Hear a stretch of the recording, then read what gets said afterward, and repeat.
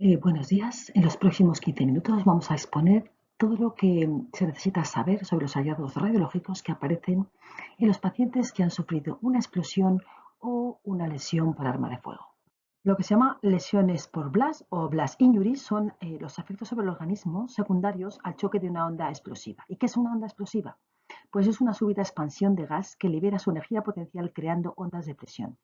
Estas ondas de presión comprimen el aire, acelerando y calentando las moléculas en suspensión, por lo que se produce un violento aumento de la presión y de la temperatura del entorno, seguido o no de una presión barométrica reducida. La onda expansiva se mueve hacia afuera radialmente desde el centro de la explosión con velocidades muy altas.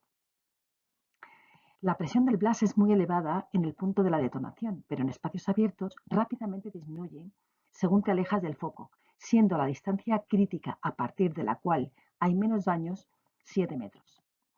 Pero a través de los líquidos esta distancia crítica se incrementa hasta los 24 metros. Sin embargo, cuando estamos hablando o cuando sucede en un espacio cerrado, la onda expansiva se va a reflejar en las paredes y se va a amplificar y reverberará alrededor del espacio. De modo que si hay una explosión en un ambiente cerrado como trenes, autobuses o habitaciones, las lesiones serán mucho más graves. Las lesiones producidas por por una explosión se clasifican en tres categorías.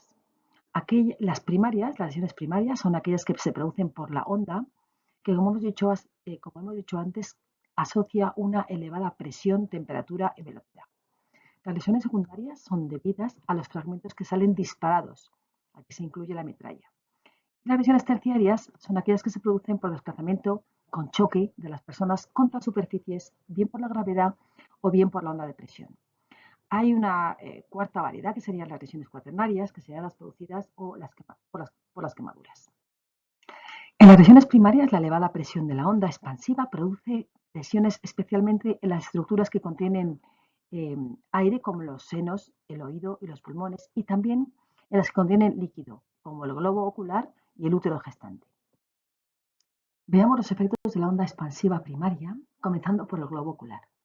En esta estructura, que está llena de líquido, la onda expansiva provoca ruptura y colapso, a menudo con hemorragia interna de la cámara vítrea del globo ocular.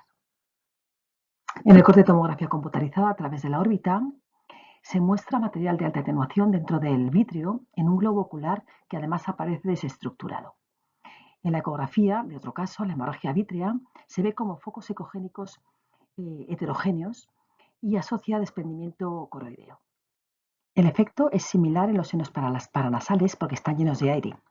Por ejemplo, aquí en el seno maxilar izquierdo ha causado una fractura por estallido anterolateral de las paredes anterolaterales y posterolaterales del seno maxilar izquierdo, que además aparece completamente opacificado por sangre. Asocia además fracturas del arco cigomático ipsilateral. También hay una rotura y ocupación de los senos etmoidales y frontal izquierdo que asocia neumocéfalo. Observemos también cómo el oído medio, que contiene aire, en vez de estar lleno de aire, se ve afectado de manera similar y está ocupado por sangre con dislocación de la cadena de huesecillos.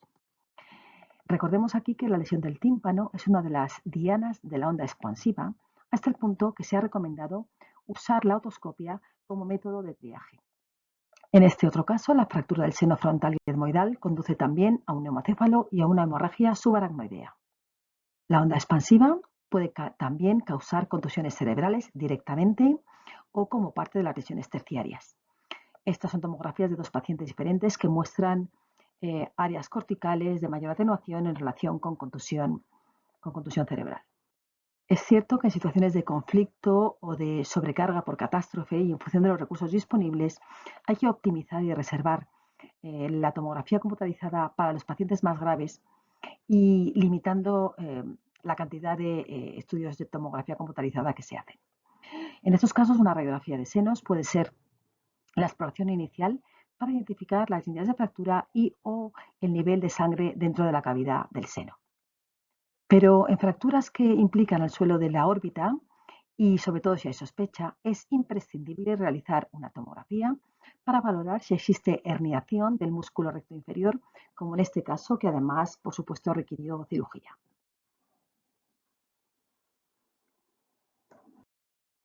De los órganos que contienen gas, los pulmones son los más susceptibles y además constituyen un parámetro decisivo para definir la mortalidad de las víctimas que sobreviven.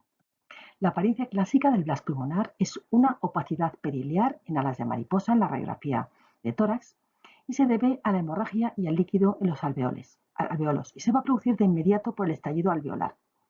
Si se ve esto, se trata de una explosión pulmonar y sugiere que el paciente estaba cerca de la explosión, por lo que es posible que tenga lesiones graves en otros lugares. Aquí un ejemplo de una lesión más extensa bilateral con predominio derecho en un paciente más grave que ya está intubado, pero que evolucionó favorablemente en una semana. El neumotórax es una complicación relativamente frecuente y aquí ya se muestra un tubo de drenaje pleural.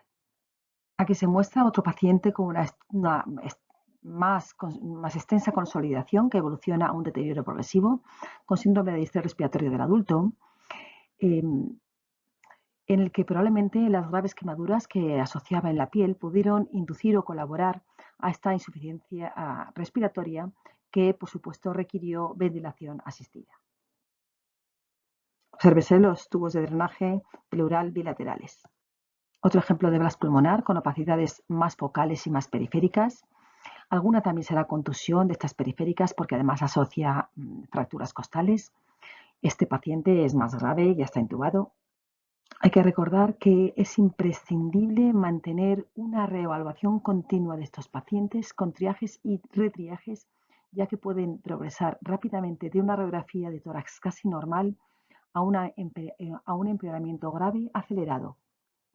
Porque muchos pacientes pueden tener una radiografía de tórax normal, pero sabemos que la ATC, que es mucho más sensible, como en este caso muestra una opacidad periliar en vídeo ilustrado, típica lesión primaria por blas y además un pequeño neumotórax ni sospechado en la radiografía de tórax. Aquí hay un paciente con un severo blas pulmonar que muestra una verdadera consolidación por ocupación alveolar, resultante de una combinación de sangre y líquido. Como hemos comentado, la lesión pulmonar es un marcador de lesión grave que está presente en el 86% de los pacientes que fallecen. La mayoría de las víctimas que se mueren durante la hospitalización va a ser por fallo respiratorio secundario al blas pulmonar. Las contusiones pulmonares, especialmente las periféricas o los hematomas, también pueden deberse, por supuesto, a fracturas de costillas, como los traumas cerrados habituales. En este caso se trataría de una lesión terciaria, que también son otro factor de riesgo para el neumotórax, como en este caso que tiene también enfisema subcutáneo. Las lesiones secundarias por explosión se deben a fragmentos voladores de cualquier tipo y estos pueden ser de la propia bomba o de los alrededores. Es frecuente que las bombas tengan contenido metálico en su interior, es decir, la metralla. Esos fragmentos van a actuar como verdaderos proyectiles, causando lesiones que asocian gas libre por perforación intestinal o sangre intraperitoneal, que obviamente es evidente en la tomografía computarizada. No es imprescindible analizar la trayectoria de los fragmentos de metal que están en la cavidad abdominal, porque es probable que hayan rebotado dentro de la cavidad en un patrón no predecible. Lo mismo ocurre con las balas, cuyo trayecto puede ser aleatorio. Un paciente de este tipo va a necesitar una laparotomía de todos modos para revisar las asas intestinales, así que hemos de centrarnos en identificar las lesiones que son más difíciles de ver para el cirujano, como el retroperitoneo. El número de fragmentos que causan estas lesiones secundarias y su localización es variable en cualquier parte del organismo. Y a veces puede ser muy complejo seleccionar todos o identificar los diferentes fragmentos voladores en un paciente.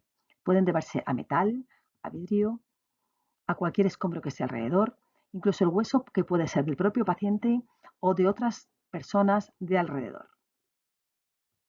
Las lesiones por explosión terciaria se deben a una presión negativa inmediata, similar a un huracán, llamada viento de explosión. Este literalmente levanta el cuerpo y lo arroja contra la pared u objeto más cercano a una velocidad muy alta, pudiéndose producir lesiones como las del trauma cerrado. Este desplazamiento de la víctima por la ráfaga de viento causará lesiones contusas, o sea, por traumatismo cerrado, típicas, como la laceración esplénica. Esta ráfaga de viento, mejor dicho, esta explosión por sí misma, también provoca amputaciones traumáticas. En este escenario, la fuerza de la explosión primaria causa la fractura inicial del hueso largo. Luego, el viento de presión negativa levanta la extremidad distal, que solo está unida por los tejidos blandos, y la corta, generando fracturas abiertas. De hecho, esto es una de las lesiones más comunes en la guerra por las minas. Dos palabras para hacer énfasis en que tanto las mujeres embarazadas como los niños tienen más posibilidades de sufrir lesiones graves y por tanto necesitar más atención.